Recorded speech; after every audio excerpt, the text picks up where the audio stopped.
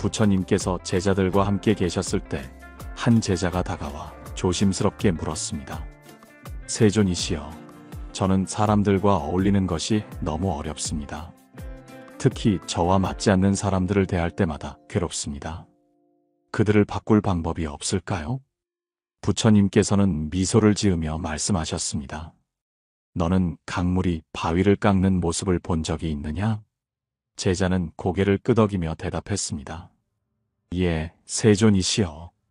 강물이 흐르면서 바위를 조금씩 깎아냅니다. 부처님께서 다시 물으셨습니다. 강물이 바위를 깎을 때 강물이 바위를 밀어내려 하더냐? 제자는 한동안 생각하다가 조용히 대답했습니다. 아닙니다, 세존이시여. 강물은 그저 흐를 뿐입니다. 그러자 부처님께서 말씀하셨습니다. 그러나 시간이 지나면 바위는 서서히 변화한다. 사람도 그러하니라.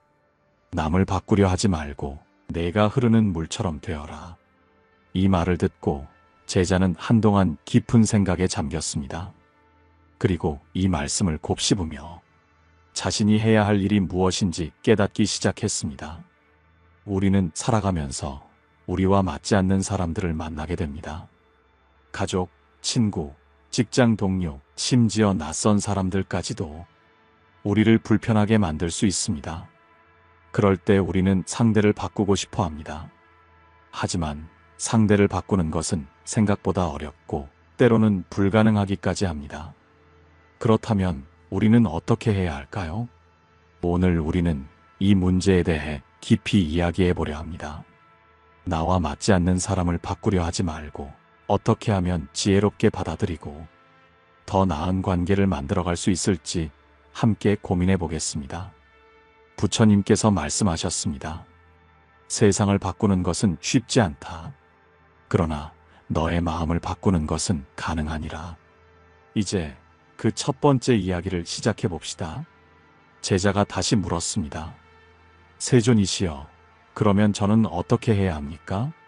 저는 여전히 그들과 함께하는 것이 힘이 듭니다.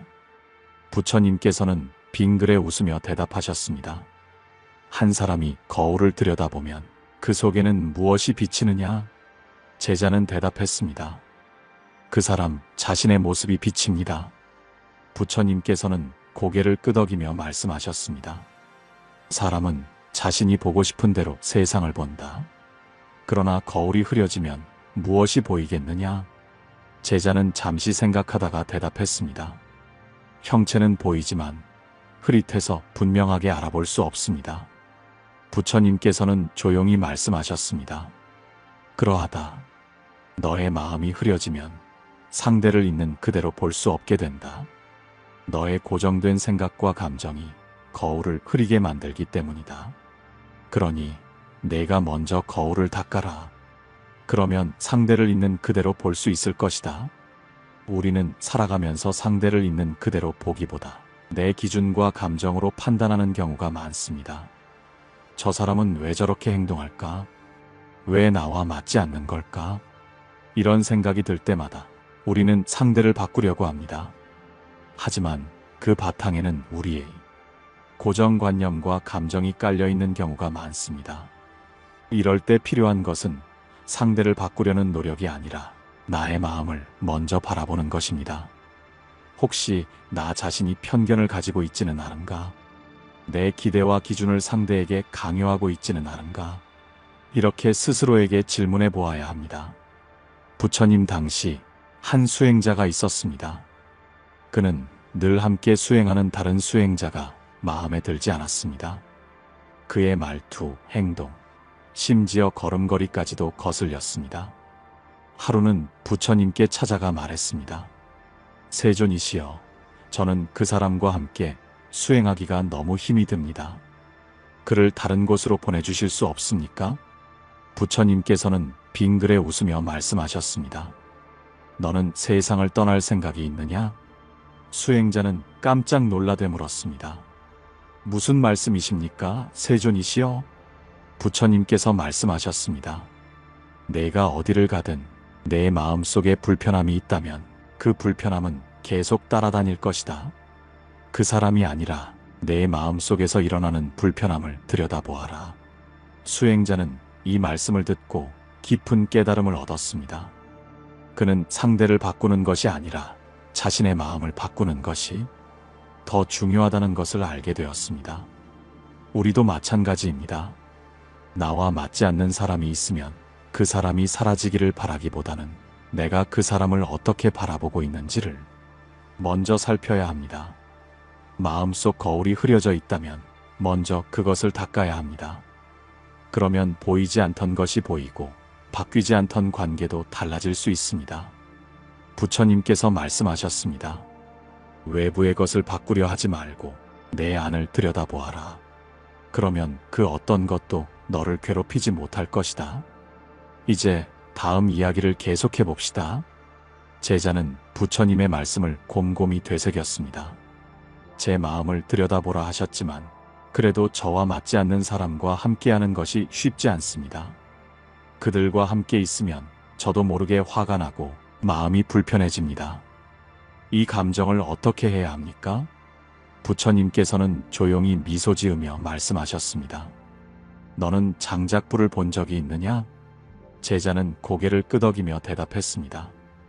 예, 세존이시여. 장작불은 바람이 불면 더 세차게 타오릅니다. 부처님께서는 부드러운 음성으로 말씀하셨습니다. 화는 장작불과 같아서 외부의 바람이 불면 더욱 거세진다.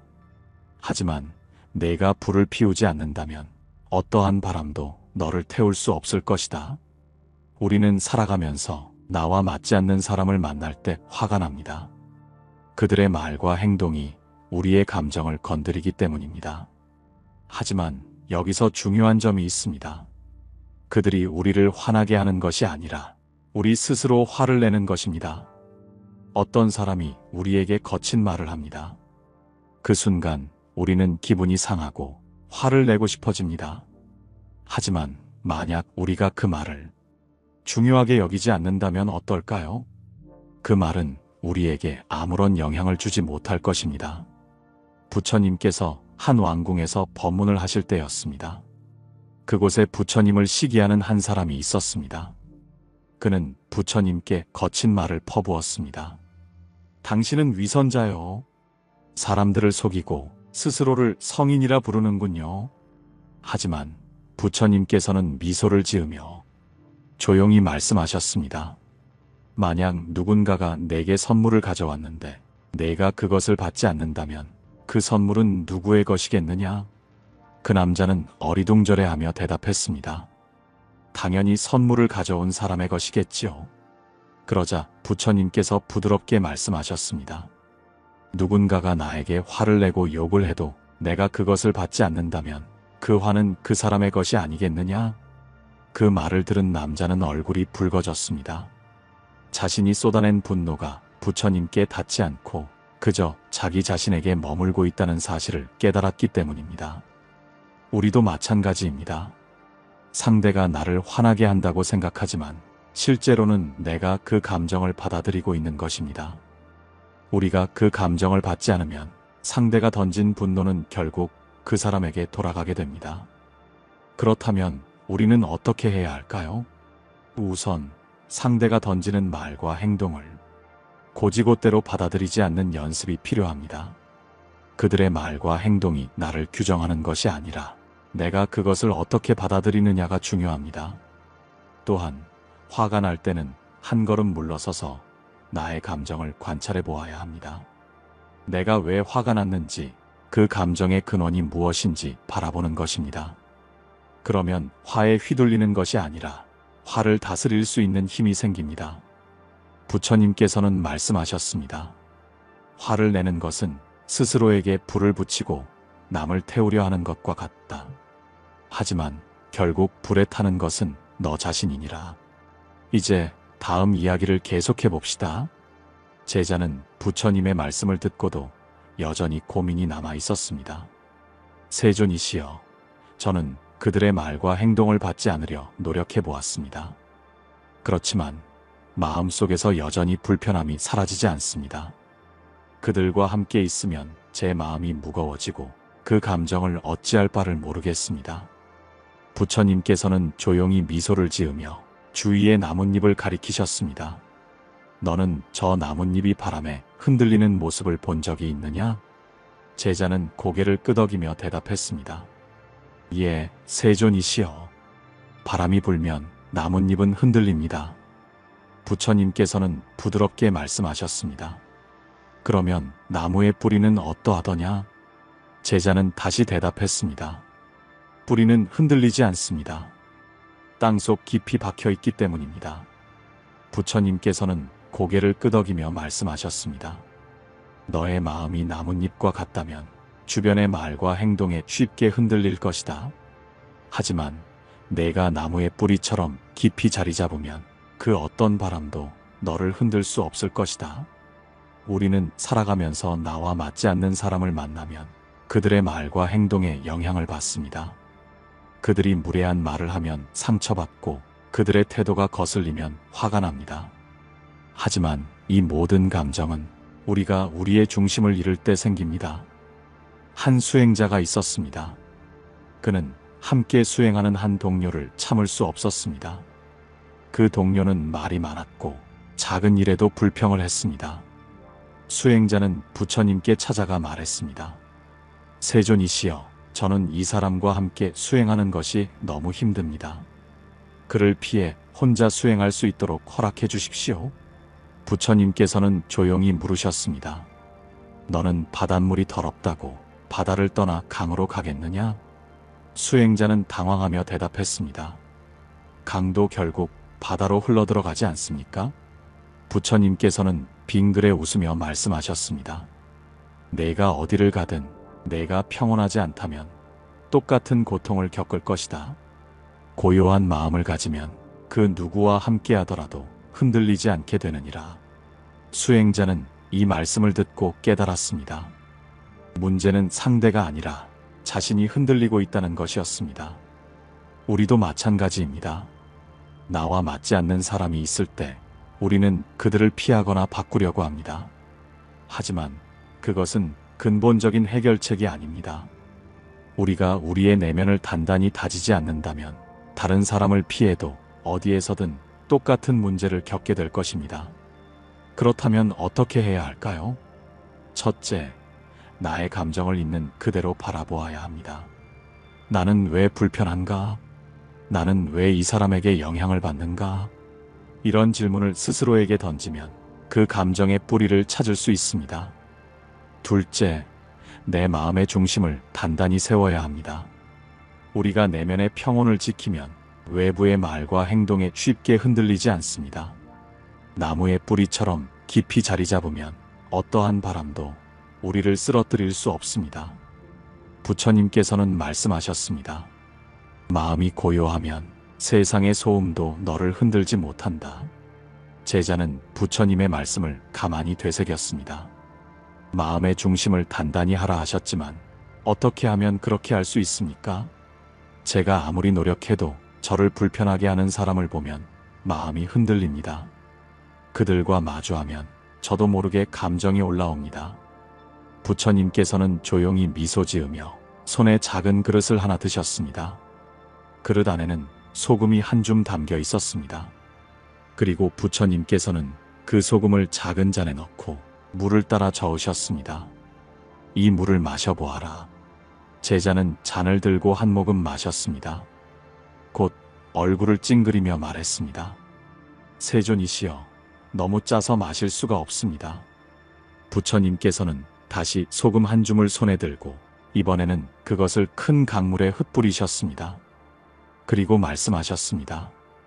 이제 강물에서 한 모금 마셔보아라. 제자는 강물에서 물을 떠 마셨습니다. 그리고 고개를 끄덕이며 말했습니다. 깨끗하고 시원합니다. 부처님께서는 조용히 말씀하셨습니다.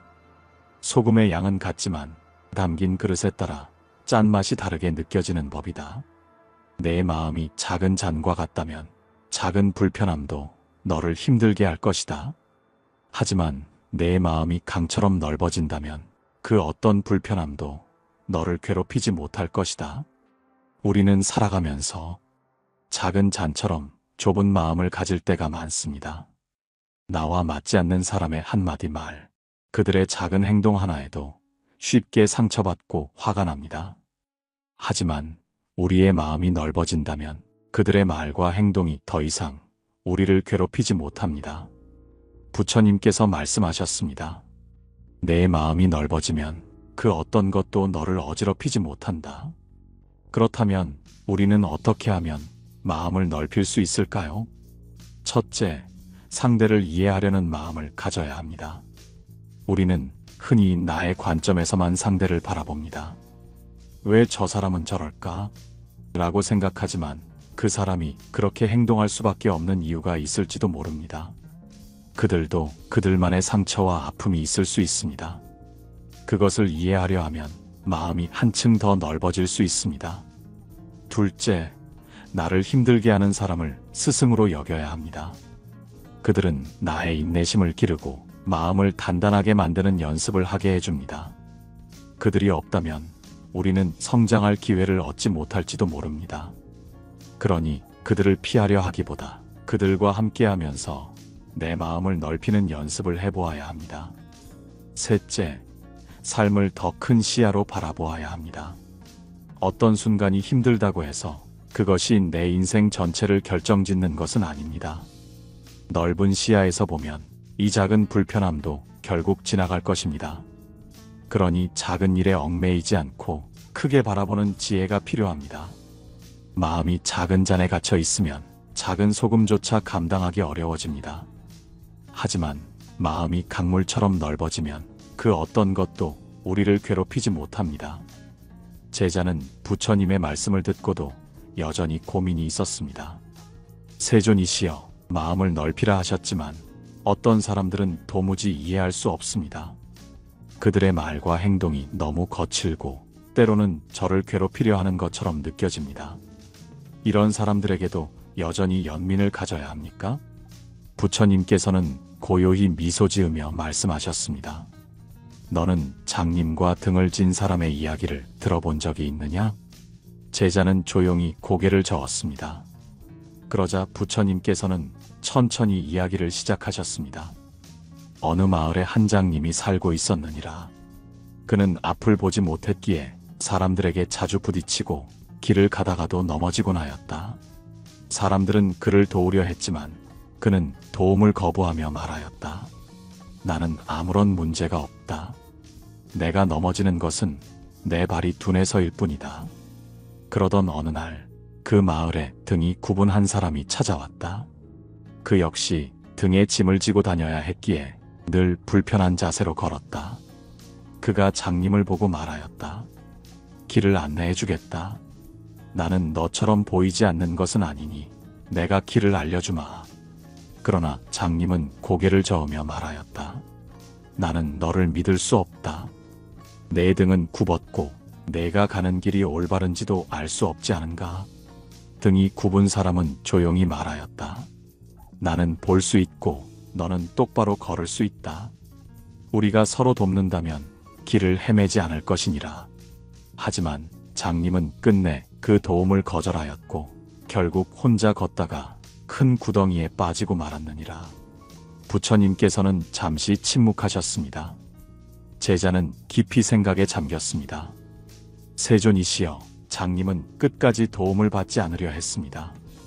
마치 제가 말하는 이해할 수 없는 사람들과 같군요. 부처님께서는 고개를 끄덕이며 말씀하셨습니다. 어떤 사람들은 자신이 잘못된 길을 가고 있음을 깨닫지 못한다. 그들이 거칠고 때로는 상처를 주는 것은 그들 또한 앞을 보지 못하는 장님과 같기 때문이니라. 그들이 왜 그렇게 행동하는지 너는 알 수 없을 수도 있다.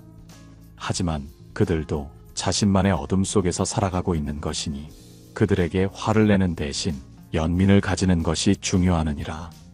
우리는 살면서 우리와 맞지 않는 사람을 이해하려 애쓰지만 때로는 도무지 이해할 수 없는 경우도 있습니다.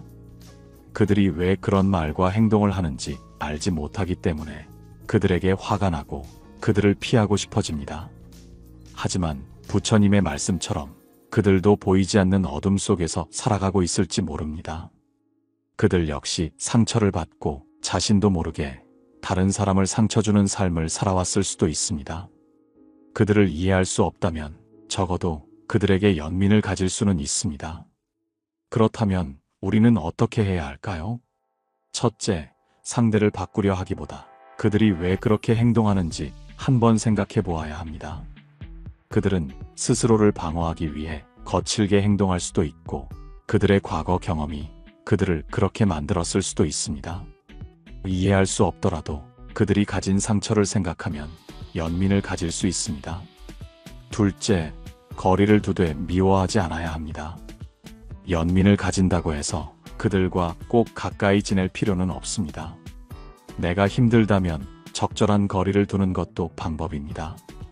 하지만 그들을 미워하지 않고 그저 한 걸음 물러나서 바라보는 것이 중요합니다.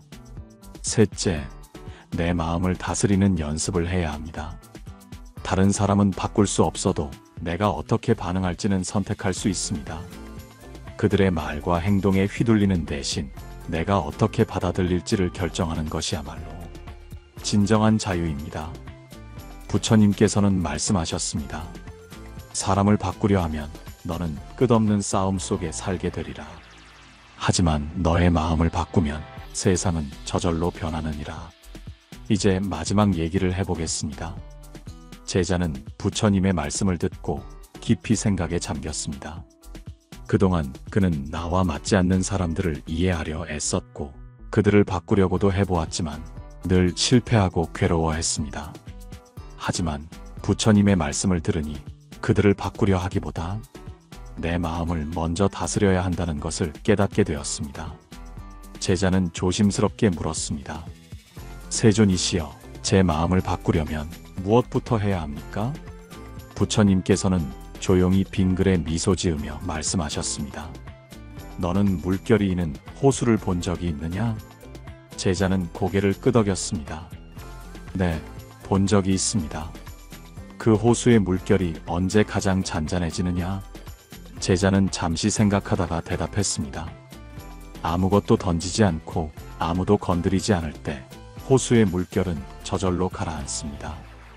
부처님께서는 고개를 끄덕이며 말씀하셨습니다. 너의 마음도 그러하니라. 누군가가 너를 불편하게 할 때 너는 그에게 맞서려고 하고 그를 바꾸려 하며 그의 말과 행동에 계속 흔들린다. 하지만 내가 그것을 내려놓고 바라보면 물결이 가라앉듯 너의 마음도 저절로 평온해지느니라.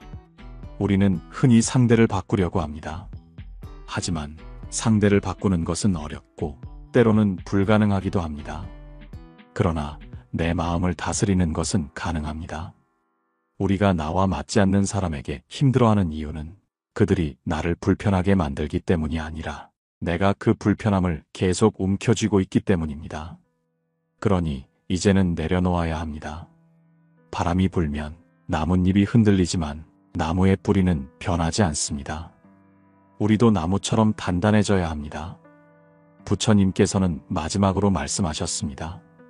강한 사람은 남을 바꾸려 하지 않고 자신을 먼저 바꾸느니라. 스스로의 마음을 다스릴 수 있는 자가 진정한 평온을 얻느니라. 이제 우리는 선택해야 합니다. 나와 맞지 않는 사람에게 휘둘릴 것인가, 아니면 내 마음을 먼저 다스릴 것인가. 세상은 내 마음이 머무는 곳에서 시작됩니다. 그렇다면 이제 우리의 마음을 바꾸어 봅시다. 오늘 이야기가 도움이 되었다면 여러분의 생각을 댓글로 남겨주세요. 또한 이 이야기가 필요한 분들에게 공유해 주시면 좋겠습니다. 그리고 다음 시간에는 더 깊이 있는 이야기로 찾아오겠습니다. 지금까지 함께 해주셔서 감사합니다. 여러분의 마음이 오늘보다 더 평온해지기를 바랍니다. 고요한 울림이었습니다.